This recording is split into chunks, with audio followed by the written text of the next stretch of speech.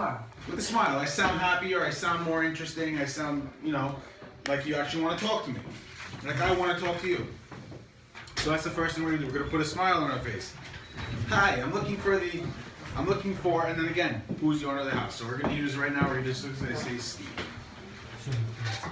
Hi, I'm looking for Steve. This is Max with Rapid Realty. I noticed your home is no longer on the market. I just wanted to see, do you still want to sell it?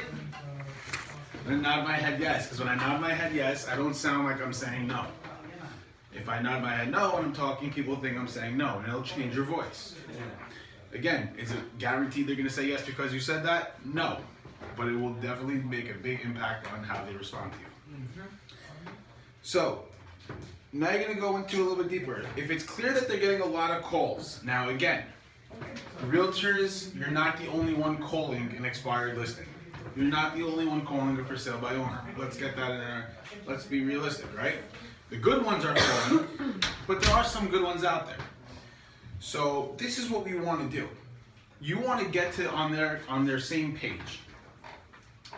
If you see they are pissed off that you are a realtor, you call them, and they know it, and you know they're pissed off right away. You don't have, you hear one of those, you know that you have to use something to get on their level. Let me guess, you've been getting a lot of calls from us, huh? Yeah, I know these realtors. I work with them on a daily basis. Can you imagine what I have to go through? I'm getting on their level. I'm relating with them.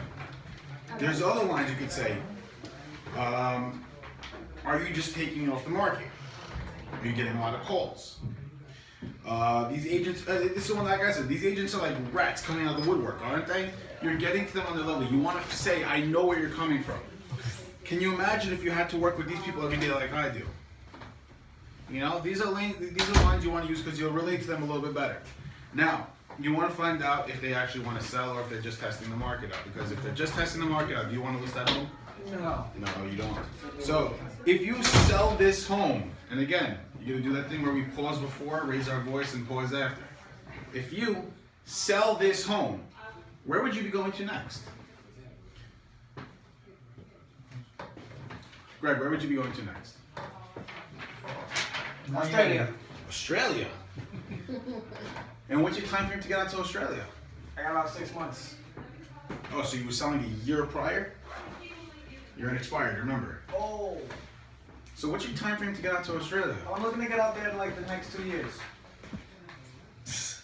Okay. Wait. I appreciate your time. Maybe I'll contact you in a year from now when you're ready to sell. But right now, it's probably not your time. I was trying to get out 6 months ago, but that damn agent never did any work for me. Yeah, You're trying to get out 6 months ago? Ouch. Yeah.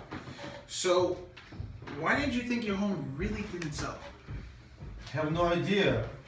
It was my cousin. He's a good agent, so was supposed to sell it. He promised me. I gave him a chance, and my wife wants to reconsider. I don't know. Has anyone ever told you why your home actually hasn't sold? He told me that maybe it was bad timing because the price is good, so he's gonna try it again probably. So I'll tell you, the only reason a home doesn't sell in today's market is because of exposure. Did you know that? I mean, he did plenty of exposure. I mean, put a sign, put it advertisement. What else? Put it in different websites, What else? MLS. What else? He gave me a whole list, What else? whole big list of things that he advertised. I mean, what more could be done? Well, between me and you, anything that I have that I expose properly gets sold in today's market. So there's no other reason besides for exposure that a home doesn't sell. So now, if I can show you how to upgrade your exposure to the market and get your home sold, would that be interesting to you? What do you mean? If I could show you how to properly expose your home to the market to actually get it sold, would that be something of interest to you? May be interested, but I think we give the agent, a different agent of ours a chance for 3 months. A different agent of yours, another one that you think could do the job but didn't do the job. Not this one. Now you're going to rebuttals, but I'm doing the no, script right okay, now. no rebuttals, sorry. Yeah, that would be of interest. That would be of interest, right? Yes, Because sure. obviously, in the end of the day, you want to sell your home because you're trying to get out to Australia 6 months ago. Absolutely. Okay, great. So let's meet for 15, 20 minutes so you can see exactly what it will take to sell your home. Would 7 o'clock or 8 o'clock be better for you tonight? 8 o'clock. 8 o'clock, no problem. I suit 8 o'clock. Now, obviously, yes, not every conversation is going to go that smooth. You are going to have rebuttals. Notice how the first thing I did was, again, if you're studying your scripts, you won't have to think about rebuttals. Why? He mentioned to me, oh, I had an agent that did something to me, and he starts telling me what he did. What did I do? I quickly referred to our for sell by owner script. What else? Oh, and so it tells me, what am I going to say? What else? Make him feel stupid. There's more out there to do. Why aren't you doing it? So, again, there's more out there, and if I were to have a whole conversation with him, I don't know who would win because he's going to be a little bit stubborn, and, you know, I might actually take it home, but, you know, again, you have to study rebuttals as well. Logical people that actually want to sell, someone to work with. If they're not going to be logical and stuff like that, you're going to talk to them on a logical basis, and they're just being stubborn, and do you want to work with someone like that? Because they're going to bring them an offer, and it's going to say, you know, 5,000 under asking, and they're going to say no. What are you going to feel like? Like you're wasting your time. So again, I'm not saying everybody that's stubborn don't, because there are people that can be broken, and once they're broken, they're nice. I'm not saying don't just work with somebody, but you work at them, push them. If you can break them, you keep trying, and they're still stubborn, and they're just not making any sense whatsoever, and they're not talking logically. Either A, they don't want to work with you, B, they have another agent, or C, they just not looking for this. So again, pick your clients wisely, but the only way you can really pick and choose is if you're constantly calling new people and you have new people in your pipeline on a daily basis. That's when you can choose. So let's go over this. Does anybody have questions on what we went over so far?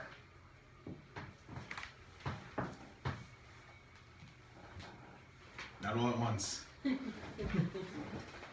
Yeah. Yes, go. Because in the beginning, when you were defining expired listings, can you go over that a little bit more detail? Sure. Max lists his home on the market with Gregory. Gregory was very lazy, got up at 12 o'clock every day, never advertised my home properly, now it didn't sell. That's 6 because months as later. the listing agent, he had Fiduciary right to sell my home. but like he had a was it when they have the time to do Exclusive? it? Yeah. So Yeah, he had an exclusive. Let's say I gave him an exclusive for 6 months. and then the 6 months And within passed, 6 months, don't sell. he was just very lazy. He was a terrible agent to me, and he didn't sell my home. 6 months later, now my home's still available. My contract finished with him, and now everyone on the MLS is going to know that, oh, this contract's up. Let me go right after this guy. Okay. Okay? Now, just because you're on the MLS doesn't mean it gives you the phone number. You still have to find it, but it'll tell you. You can go to Geodata, you could go on Google sometimes. I find most of my numbers through white pages or Google, or I do a little bit of a, again, mess around. Go to the second page of Google. I promise you this thing's there. There's a joke that nobody ever goes to the second page of Google. I'm about to click on the second page. If you're not so lazy, be 5 to 10% agents, not the rest of 90%. Again, are you going to find every number? No, you're not going to find every number. 90% are lazy. They just make a phone call, send a mailing, and that's it. But 5 to 10% pick up But from the guys, chair don't forget. and knock on door. Yeah. Because they might be living there. It might And then be leave a just note. a second- Hey, I just missed you. Sir, I missed you. I have clients for your house. Please call me back. Don't forget though, you guys have an address. Yeah. You have the address. Your house. Oh my goodness. I don't even have to get an appointment with you. Oh my god. I don't need an appointment. I walked into my appointment. How you doing? I'm Max. Now you're in the house. Now you have some kind of advantage. You're already in the house. You can see what's going on. You can talk to them a little better. They probably feel more comfortable in their house. That's if they let you in though. Why wouldn't they let you in? Because you know, you come to their house and like, who are you? Why are you in my house? I know that I security. used to. Your house came up as expired. Are you still looking to sell? Or Are you still looking to sell? It came out on my database. I have a few buyers. I ran out of houses to show them, and they seem to be interested in your particular house.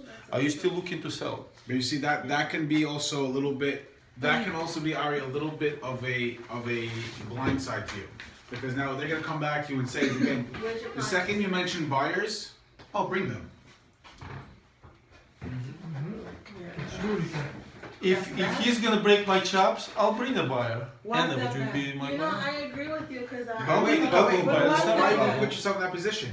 Bring me a buyer. If you have so many buyers, then just sell it without having the listing, and I'll give you a percentage of whatever it sells for. Well, usually you say I have existing buyers from the houses that I show them. Great. So why do I need to give you? Then you're not a listing then- agent. Then you're not a listing agent now. Now you became a buyer's agent. Now I'm helping my buyers find the property. So I'm not saying it's a bad approach. It works sometimes. And everybody, you got to approach them differently. It all depends how they react. But I'm trying to show you how that can backfire at you.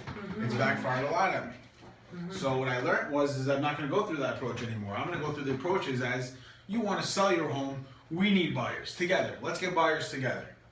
Right? How are we going to get you buyers? We need to expose your home. As a listing agent, my job is to get your home so out there that it's going to make sure it sells. Make sure every agent in Brooklyn knows it's going to sell.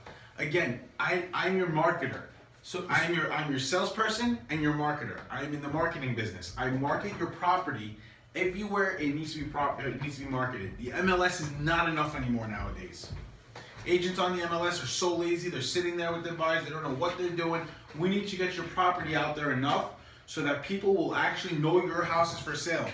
Friends, neighbors, and congregants are not enough anymore. We need the entire world to know. We need agents in Texas to know about this. We need agents in Kansas to know about this. What happens when you have someone that really needs to buy a home and they're coming in from Kansas? They don't have the Brooklyn MLS to look on, and those are the buyers that are so desperate to move because they only have the month or two to really get a property. So how do you expose to those buyers who live in Alaska, who live in Cleveland, Kansas, and they're looking to relocate, they're looking to buy because they're moving because of the So this job is what I do for a living. I network for a living.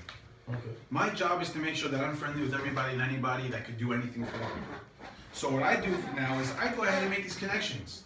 I have friends, relatives, and everything out there that'll constantly bring the word around. I make relationships because, again, what happens when I have a buyer, when someone that wants to sell their home because they're moving out to Kansas? Where do you think I send them to? I have to call somebody, get somebody on the phone for them, someone that I trust that I can screen out for them. My buyers, my sellers trust me to screen out the new agents. So the So previous now I'm sending them over there to Kansas. What did I just do? I just made a relationship with someone. Now that person, I'm going to make sure gets every one of my listings out there. So when he has somebody moving towards my way, and again, this is just one different aspect. Again, But if they throw at you, my previous agent is a relocation specialist, and he said more or less the same thing you say. he's right obviously now. not a relocation specialist if he didn't sell your home. Be blunt. It could Be blunt. It's overpriced. Oh, you blaming the market? It's probably maybe he didn't give me the correct market value analysis, and maybe that's what happened because he was sharing the same thing you shared with me. Wonderful. So how about we sit down for 10 minutes and we go over my marketing plan with you and we see if it makes sense for you and how we can sell your home. That's fine. Okay, wonderful. The second they start asking these questions, you have to understand these are buying questions. I don't know if you ever noticed, have you ever walked into a cell phone store, have you ever walked into a furniture store or any store where people have to sell you something, and the second you ask, hey, how much is this? All of a sudden you got their attention. The entire time you were just a person there watching, making sure you're not taking anything. Now you got their attention. Now they're talking to you. Now they're having a conversation with you and they're asking you questions. Why? I asked a buying question. Hey, how many people does this seat? That's a buying question. How much will it cost me to go to LaGuardia Airport? That's a buying question. In real estate, we have a lot more buying questions because there's a lot more questions to ask. Now you'll see buying signs also. When you see a husband and wife and all of a sudden you see them curling up together, holding hands and getting a little cutesy, what do? You have to notice these things. These are buying things, but if you let that go and you just say, thank you for coming to see the home, I'll see you later, you will never get that sale. You have to follow up and you have to sell them on the spot. This home is fantastic. I'm so happy you guys came out to see it. Did you guys see the jacuzzi upstairs? Did you guys see the jacuzzi? It has a little heart shape for you guys. Something. Bring something up. You know, again, whatever the situation is, find something about the home that you can sell. But again, look out for these little details. So the second you ask questions like that, all right, so let's sit down for 5 minutes. I'd love to answer these questions.